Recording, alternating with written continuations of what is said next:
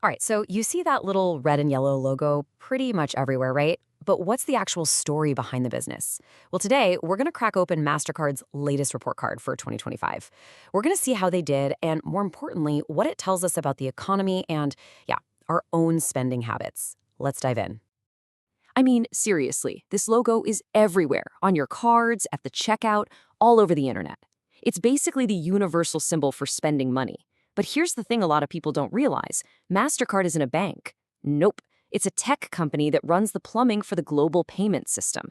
So today, we're going to go inside that business and see exactly how they wrapped up 2025. So let's just cut right to the chase. What's the big takeaway here? The headline news is pretty simple. Mastercard didn't just have a good end to the year, they had a really, really strong one. And you can just feel the confidence in this quote from their CEO, Michael Miebach. When he says things like executing and winning, he's pointing to a combination of smart moves, big partnerships, and just, well, us spending a lot of money. This really sets the stage for the numbers we're about to look at. And here it is, the one number you need to see from this whole report. 18%. That's the jump in Mastercard's net revenue in the last 3 months of 2025 compared to the year before. I mean, that is a huge leap. So the next logical question is, how? Where did all that growth come from? To really get where that 18% came from, we gotta quickly break down how Mastercard actually makes its money. It's not as simple as just taking a cut from card swipes. The business is really built on two main pillars. Okay, so on one side, you've got the payment network. You can think of this like the massive global railroad for money. Every single time you tap your card or click Buy Now, that transaction is zipping along Mastercard's rails, and they collect a tiny little toll for the ride. But then you've got this other huge part of the business, value-added services. These are all the extras. We're talking high-tech stuff like cybersecurity, deep data analytics, and loyalty programs that they sell to banks and stores to make the whole system work better. So with that in mind, let's look at what was really pushing that incredible 18% growth. You know, it actually boils down to two really simple ideas. We spent more money, and we did it more often. So the first piece of the puzzle has this kind of technical-sounding name, gross dollar volume, or GDV. It sounds complicated, but it's not. It's just the grand total of every single dollar, euro, pound, you name it, spent on all Mastercard cards anywhere on the planet. It's the ultimate measure of just how much cash is flowing. And yep, the trend is crystal clear. In just the last 3 months of 2025, we, all of us, spent over $2.8 trillion on Mastercard cards. That's a 7% jump from the year before. To put that in perspective, that means an extra $250 billion in spending flowed through their system. Just wow. But it's not just about us making bigger purchases.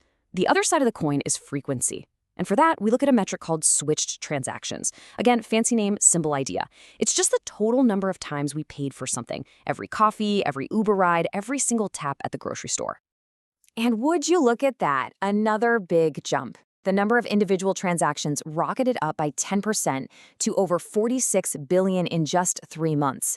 This is really interesting because it shows a real change in our behavior. We're not just spending more money, we're choosing to use our cards for more of our purchases, even the little ones. And to round out the picture, look at this. Cross-border spending was up a very, very healthy 14%.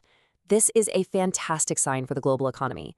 It tells us that people are traveling internationally again and that global online shopping is absolutely booming. Now, all of those numbers, super impressive. But honestly, they only tell you half of what's going on. The really fascinating part of this report, the part that gives you a peek into the future, isn't just that Mastercard is growing, it's how it's growing. So if we slice up where the revenue actually comes from, the traditional payment network, the rails we talked about, still brings in the majority at 56%. But look how close it is. Those value-added services, the data, the security stuff, they now make up 44% of the entire business. That's not just a side hustle anymore. That's a massive part of their whole operation. But hang on. That 56-44 split is interesting for sure, but it's not even the most important part of the story. If you really want to understand where Mastercard is heading, you have to look at the speed. Because one of these business engines is on afterburners, and that's the real key to their entire future. And there it is. The core payment network grew by a very respectable 12%. That's solid. But look at the value-added services business. It grew by a staggering 26%. Let that sink in. Their newer, high-tech services business is growing more than twice as fast as their traditional payments business. This, right here, is what Mastercard sees as its growth engine for the future. So after a finish to 2025 like that, how does this set them up for the future?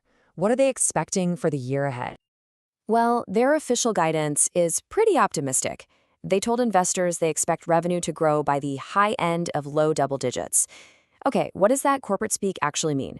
In plain English, they're predicting another year of really solid growth, probably somewhere in the neighborhood of 13 to 14% for 2026. And that really brings us to the big final question. We live in this world of constant change, right? Digital wallets, new fintech, all sorts of new ways to pay are popping up all the time. The data we just saw proves Mastercard is shifting its strategy. It's not just the rails anymore, it's becoming a huge data and services company. So the real question is this pivot happening fast enough to keep them at the absolute heart of how we buy things for years to come?